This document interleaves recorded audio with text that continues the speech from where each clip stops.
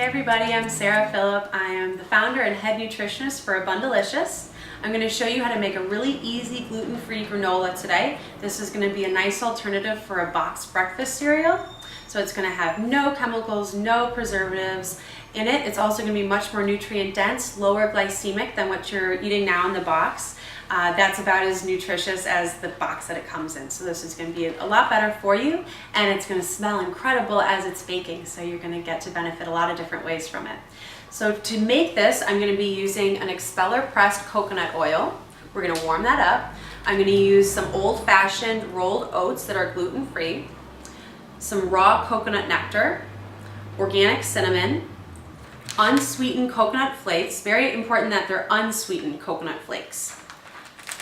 Unsweetened coconut shreds, and I'm also going to be using some cranberries. These are just frozen, easy to find. They're very low glycemic fruit, so again we're going to keep that blood sugar nice and stable, and I'm going to make these into a paste that we're then going to put into our granola, and then we're going to put it into this pan. I've lined it with parchment paper. That's all you need to line it with. You don't need to non-stick it.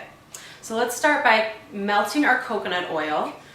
Coconut oil is liquid at anything below 75 degrees. So unfortunately today we are not above 75 degrees, so it's still at a solid state. Now, measurements for this, if you need an exact recipe, please visit my blog, abundelicious.com. There's a link on that for you. I just wing it. I wing it. I try to have about 1/4 of a cup to 1/2 cup of coconut oil in here, about the same amount of sweetener. Now if you're trying to stay away from the sugar, you can use stevia, that's fine. Also, I just throw it in, it's a nice moisturizer. Okay, so I'm going to take the coconut oil over to the stove, and on really low heat, only takes about 10 seconds, I'm going to let it melt. And I'm going to put my oats into here. I'm going to take my flakes. Just use the whole bag. This is probably about 3 cups of oats. You can use more or less. Oats are a lot less expensive than coconut, so that's something to consider. But if you want to make this grain-free entirely, you can leave the oats out and just use the coconut. A lot of different options. I'm going to take my shreds. Put those in there. Okay, and then I'll drizzle with my coconut nectar. I'm using coconut nectar instead of honey or maple syrup, just to add some variety. It's also really low on the glycemic index, so my blood sugar will be more stable for it.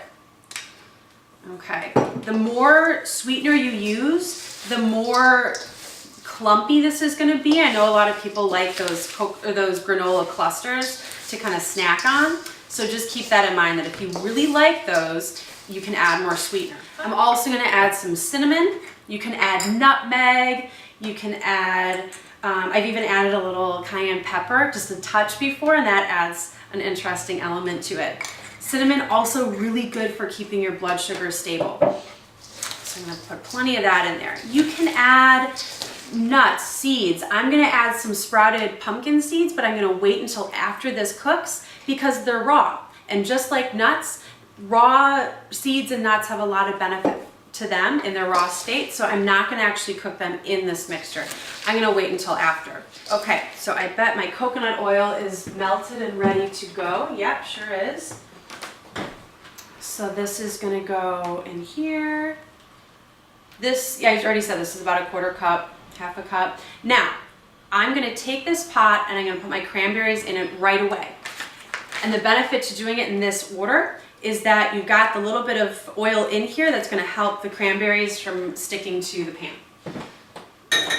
Okay. I'm going to turn the heat up though. I'm going to try to cook these at high heat. And this is also how you make cranberry sauce for Thanksgiving. You can add orange zest to it. You can add different sweeteners if you want. You can use rhubarb, blueberries, really any fruit that you want. I've used pineapple before. But cranberries are my go-to. I really do like those. So when the skin on the cranberry starts popping, we know that we are almost there. It's starting to pop a little bit. They're getting really vibrant in color. Okay, now we are ready to go with these. They are a paste, no longer individual cranberries, and so we are going to put this into our granola. You can see how they're a paste. Mix the cranberry paste into my oats and coconut. Okay, so I think this looks nice and blended. I also like to add some sea salt into this. It just gives it that nice sweet and savory blend of flavors. So I'm gonna add some sea salt. You can add kosher sea salt if you like. Okay. Now we're gonna transfer it into the pan. So now I've got it in my parchment paper lined baking sheet. I'm gonna put this in a 350-degree oven for about 30 to 40 minutes. You'll know it's done when it smells really nice and also when all of the components start getting nice and golden.